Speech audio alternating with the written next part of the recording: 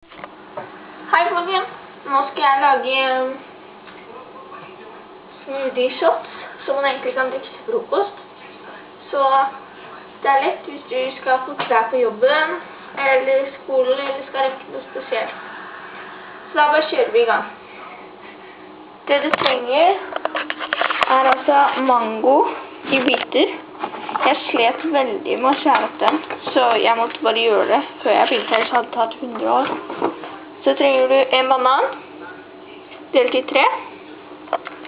Du trenger oppskriften, som jeg har på bloggen min, som jeg kan vise deg etterpå. Så trenger du sånn her mikser. Og så trenger du en halv desiliter appelsinjuice. Jeg vet ikke hvor mye det der er egentlig, ja. Jeg fant ikke sånn en halv desiliter, og da klarer jeg ikke å beregne det. Og så trenger du 5 isbiter, som jeg har tusenvis av, som jeg tar ut etterpå så ikke smerter. Pekte jeg på den der, at vi må ha sånn her. 4 korn, vasa. Ok, så da bare kjører jeg i gang. Så, først så må vi ta alt sammen oppi her. Eller liksom det her da. Æsj, det ser veldig ekkelt ut, jeg vet det. Jeg er ikke så god på det her enda.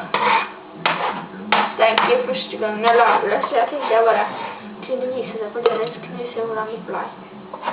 Og hvis jeg smaker at hva jeg har gjort feil, jeg kommer garantert til å gjøre noe feil. Så hvis jeg smaker det, så kan jeg bare si til dere hva dere må gjøre annerledes. Sånn.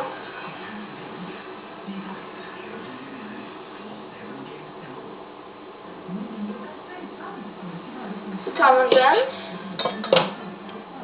og så juicen, og så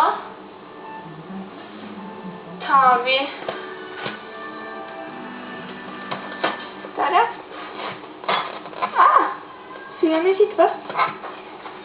Der er det. Litt sånn her. Så skal litt være på toppen nå da. Sånn der pynt litt da. Så jeg bare tar litt tilfeldig oppi. Så det ikke blir så mye. Sånn. Så går jeg bort hit. Og så skal jeg blande det.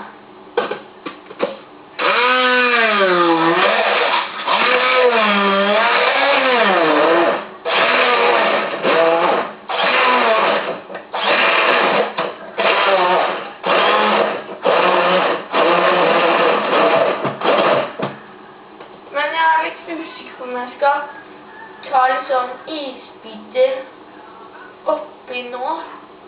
Jeg tar ikke før en isbiter. Eller jeg tar bare 2 her. 3 her.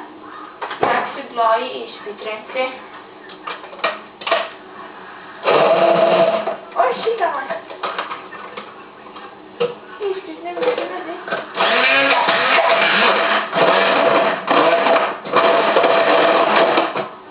Yes.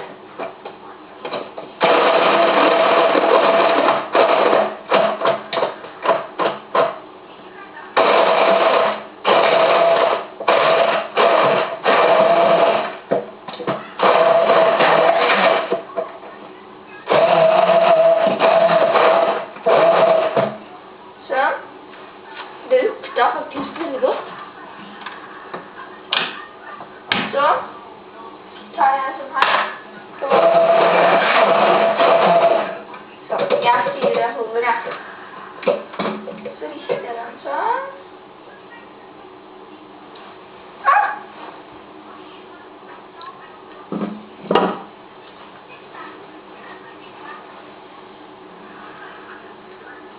Så tar vi den sånn her, så bare tømmer vi det oppi. Og det står faktisk at det gir deg magen full, holdt jeg på å si, sånn at det holder helt til lunsjen din. Så hvis du tar den sånn på skolen, det er kjempeenkelt å lage. Jeg brukte jo ikke så lang tid egentlig, men det er litt treg nå da. så det egentlig godt. Og så må du huske å drikke den med en gang. Så kan du gjerne ta med appelsin til og putte på kanten eller noe. Eller saft oppi. Det har ikke jeg da. Så tar jeg litt den her på toppen bare. Litt sånn pynt. Og da får du det her resultatet. Det så litt sånn godt ut. Det er litt rar farge. Men den var, nå skal jeg smake kanskje.